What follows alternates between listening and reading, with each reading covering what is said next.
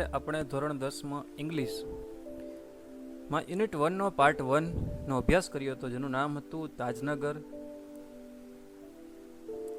એમાં આનો પાર્ટનું મેઇન નામ છે અગેન્સ્ટ ધ ઓડ્સ, એટલે કે જે કાંઈ નીતિ નિયમો હોય, જે જૂની પુરાણી રીત રિવાજ હોય, એને સામે ચાલી એનાથી હટી અને કંઈક સારું કાર્ય કરવું, અગેન્સ્ટ ધ ઓડ્સ. આજે આપણે એનો પાર્ટ 2 એટલે કે યુનિટ 1નો પાર્ટ 2 એનો જે બીજો ભાગ છે, એમાં પણ એક સ્ટોરી છે. આ સ્ટોરી પણ રિયલ છે. આ પણ તમે સર્ચ કરશો યુટ્યુબમાં કે ગૂગલમાં તો તમને આની જે વાસ્તવિક હકીકત છે એ તમને જોવા મળશે. તો આજની સ્ટોરી છે સીતાપુર લાઇટ્સ, એટલે કે સીતાપુર નામનું જે ગામ છે એમાં લાઇટ નહોતી, પણ એ લાઇટ કેવી રીતે આવે છે એના પર આ આખી સ્ટોરી છે. ચાલો સ્ટાર્ટ કરીએ.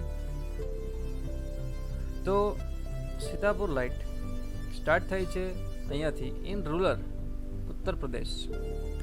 તો કે આ જે સીતાપુર છે એ ઉત્તર પ્રદેશમાં આવેલું છે, ઉત્તર પ્રદેશના શાસનમાં. Over 60% of household are without power. Household over 60%, એટલે કે સીતાપુર ગામમાં 60%થી પણ વધુ એવા ઘર છે કે જ્યાં પાવર નથી. એટલે કે ઉત્તર પ્રદેશના સીતાપુર ગામમાં 60%થી પણ વધારે એવા મકાનો છે, એવા ઘર છે જ્યાં વીજળી નથી, લાઇટ નથી. Sitapur district is one such a place with no power. Sitapur એક એવો જિલ્લો છે, જેમાં એક એવું ડિસ્ટ્રિક્ટ છે જેમાં પાવર નથી, જેમાં વીજળી નથી. A small social enterprise called Mera Gaon power. તો આ ગામમાં એક નાનું સોશિયલ એન્ટરપ્રાઇઝ, એટલે કે સામાજિક સેવા કરતું એક એન્ટરપ્રાઇઝ ની શરૂઆત થઈ છે, જેનું નામ છે મેરા ગાંવ પાવર. એનું શોર્ટ ફોર્મ છે MGP. શું થાય છે તો કે મેરા ગાંવ પાવર. તો કે આ ગામમાં લાઇટ નહોતી. એ પ્રશ્નનું સોલ્યુશન કરવા માટે ગામના અમુક જે લોકો છે એ એક એન્ટરપ્રાઇઝ શરૂ કરે છે સામાજિક લાભ માટે. એનું નામ છે મેરા ગાંવ પાવર. એટલે કે આ હિન્દી જ છે કે મેરા ગાંવ પાવર, કે મારા ગામમાં વીજળી આવે, આવું ટાઇટલ રાખી દીધું છે. એનું શોર્ટ ફોર્મ છે MGP. Is trying to change things. આ એક જે એન્ટરપ્રાઇઝ હતી, એક સોશિયલ સંસ્થા હતી, એ શું કરતી તો કે is trying to change things. જે ગામની જે પ્રોબ્લેમ હતી, જે ગામની જે પરિસ્થિતિ હતી, એને બદલવાનો પ્રયત્ન કરતી. They are putting 2 solar panels at a time. કે તે એક જ સાથે 2 સોલાર પેનલ મૂકતા. In just over a year, એટલે કે એક વર્ષમાં જ. MGP has connected more than 3,500 customers to solar power mini grids at a village. એટલે કે એક જ વર્ષમાં. પ્રોબ્લેમ તો બધાને હતી. પ્રોબ્લેમ હોય તો જ્યાં સોલ્યુશન હોય, ક્યાં જેને પ્રોબ્લેમ હોય તે વ્યક્તિ જવાનો જ છે. આ વાત ફાઇનલ છે. એટલે એક જ વર્ષના અંત સુધીમાં MGP એટલે કે મેરા ગાંવ પાવર, આ જે સંસ્થા હતી એ 3500 કસ્ટમર સુધી પહોંચી ગઈ.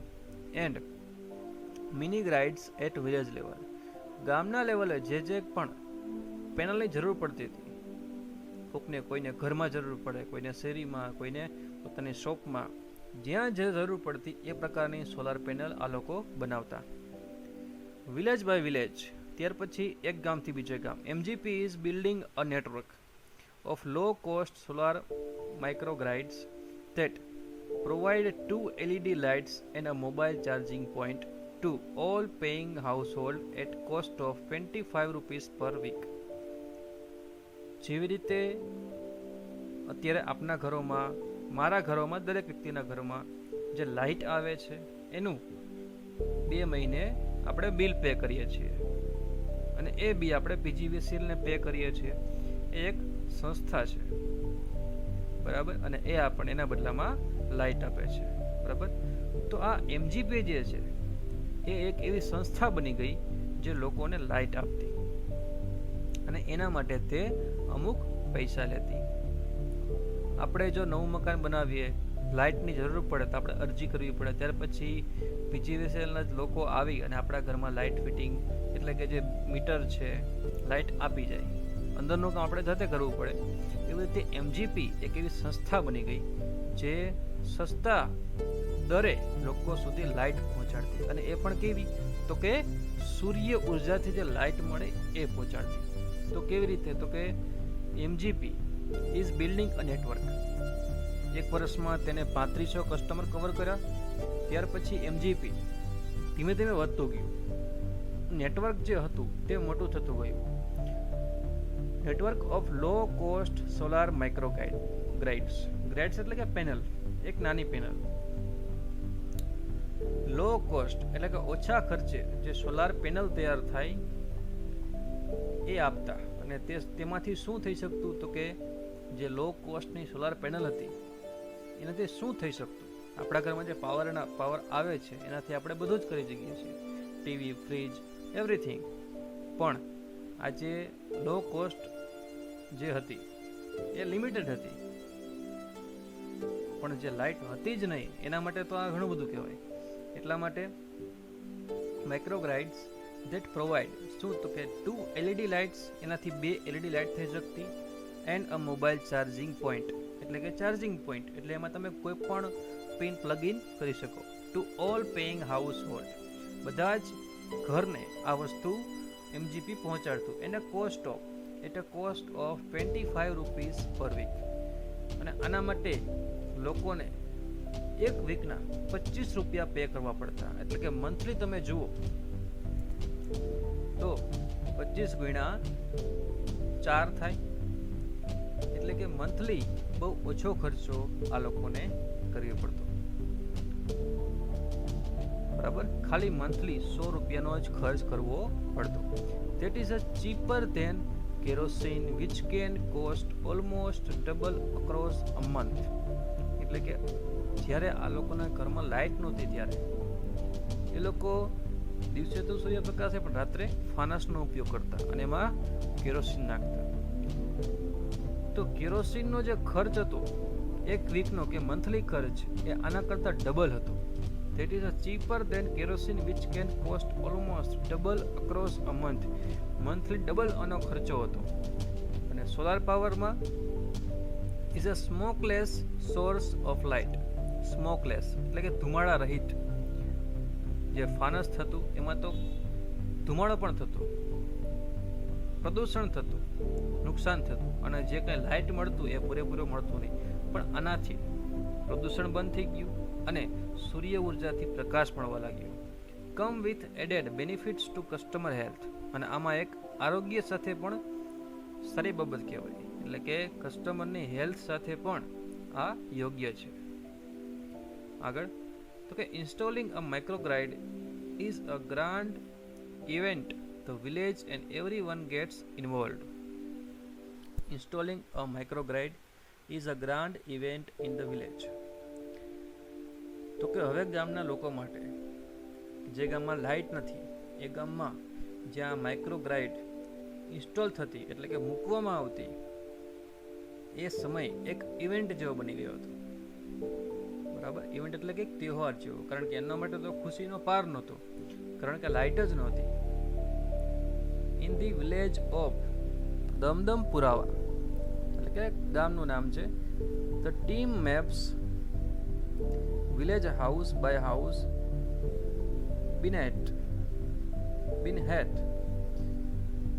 The team maps the village house by house been had.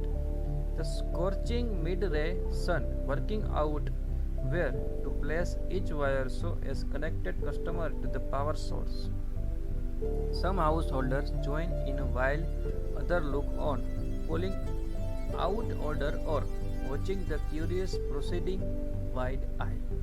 એટલે કે જ્યારે આ વસ્તુ ઇન્સ્ટોલિંગ કરવામાં આવતી ત્યારે જે લોકો હતા એ એકી નજરે જોઈ રહેતા.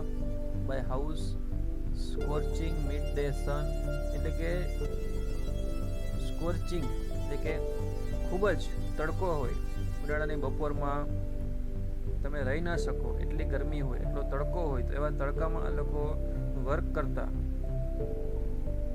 એક વાયર વ્યવસ્થિત રીતે કનેક્ટ થાય એનું ધ્યાન રાખતા some householder joining while others look on, અને અમુક જે હાઉસ હોલ્ડર જે ઘરના લોકો હતા એ આ કામમાં હેલ્પ માટે આવતા. કોલિંગ આઉટ ઓર્ડર્સ, અને જે લોકો જોતા હતા એને એ પણ પોતાનો ઓર્ડર સાથે સાથે આપતા જતા હતા. The roof of study brick walled home in each village is always chosen the site for the panels and battery. The roof of study brick walled home in each village, તો કે જે ગામમાં જે મકાન હોય કે જેની છત ભરેલી હોય તો કે નળિયા ન હોય અને દિવાલો તો કે ઈંટોવાળી હોય, આ લોકો એ જ મકાન ચૂઝ કરતા આ પેનલ લગાવવા માટે. કારણ કે એ સમયે ગામમાં બધા જ મકાનને છત હોય જરૂરી ન હતું, નળિયા પણ હતા, એટલે આ લોકો જે મકાનની હાઇટ વધારે હોય તે મકાન ચૂઝ કરતા. The site for the panels and battery, કે આ બધી જેની સામગ્રી છે ત્યાં લગાવતા. એઝાઝ એક વ્યક્તિનું નામ છે. One of the companies first electrician, તો કે એઝાઝ જે છે એ કંપનીનો સૌથી પહેલો, કંપની એટલે કે એમજીબી, એનો સૌથી પહેલો ઇલેક્ટ્રિશિયન હતો. To be recruited from the local district block of રિયુસા. ઇન્સ્ટોલ્સ, તો કે રિક્રુટેડ, તો કે એને લોકલ ડિસ્ટ્રિક્ટ બ્લોક ઓફ રિયુસા, લોકલ ડિસ્ટ્રિક્ટ એટલે કે લોકલ વ્યક્તિ હતો, એને રિક્રુટમેન્ટ શા માટે થઈ હતી તો કે ઇલેક્ટ્રિશિયન તરીકે. Installs the panel in southerly direction to capture much sunlight as possible. South એટલે દક્ષિણ, તો કે પેનલ એવી રીતે રાખવામાં આવતી, સાઉથરી ડાયરેક્શન એટલે કે દક્ષિણ બાજુ પેનલ રાખવામાં આવતી જેવી રીતે જેનાથી વધુને વધુ સનલાઇટ કેપ્ચર કરી શકાય. We were saving our environment with this lights. આના ઉપયોગથી આપણે આપણું પર્યાવરણ બચાવી રહ્યા છીએ, જેમ કે આના ઉપયોગથી પ્રદૂષણ થતું નથી અને સૂર્ય ઉર્જાનો પણ ઉપયોગ થાય છે. And there is no pollution in our homes either, અને અમારા ઘરોમાં જે પહેલાં પ્રદૂષણ થતું એ પણ નથી થતું. Says farmer from the village, ગામના ખેડૂતો આવું કહેતા. New business are starting to emerge amongst customer too, એક નવો જ બિઝનેસ સ્ટાર્ટ થયો એમજીપી દ્વારા અને ઘણા બધા કસ્ટમરો આની સાથે જોડાયા. સઈ અનધર, એક બીજો ગામનો વ્યક્તિ કહે છે. In one village customer are using the light to weave saris by night. Customer આનાથી લાઇટનો ઉપયોગ કરતા, ત્યાર પછી વેવ સિરીઝ આપણે જે દિવાળીમાં સિરીઝ લગાવીએ છીએ એવી સિરીઝનો પણ ઉપયોગ કરતા. In another one man now has night business making plastic table cloth. He says, એટલે કે અત્યારે આના ઉપયોગથી લાઇટ આવવાથી જે અમારો બિઝનેસ હતો એ સવારે 7થી લઈ અને સાંજે 5 વાગ્યા સુધી કે 6 વાગ્યા સુધી જ અમે કરી શકતા, કારણ કે ત્યાર પછી ડાર્કનેસ એટલે કે સાંજ પડતી, રાત પડતી, કંઈ દેખાતું નહીં. હવે એ બિઝનેસ અમે રાત્રે પણ વ્યવસ્થિત રીતે કરી શકીએ છીએ, જે અમારું કામ છે રાત્રે પણ થઈ શકે છે. It is nice to have light while we cook and eat. જ્યારે જમવાનું બનાવે છે ત્યારે પણ લાઇટ ખૂબ ફાયદો કરે છે અને જમવામાં પણ અમને ખૂબ મજા આવે છે.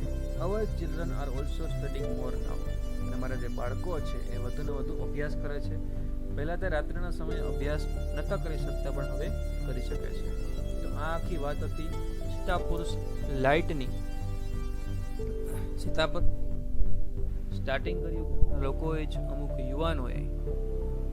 સરકારે ત્યાં સુધી લાઇટ નહોતી પહોંચાડી તો ગામના લોકો જે હતા, જે જાણતા હતા ટેકનોલોજી બાબતમાં, એમણે એક નવી સંસ્થા શરૂ કરી. એનું નામ હતું એમજીપી.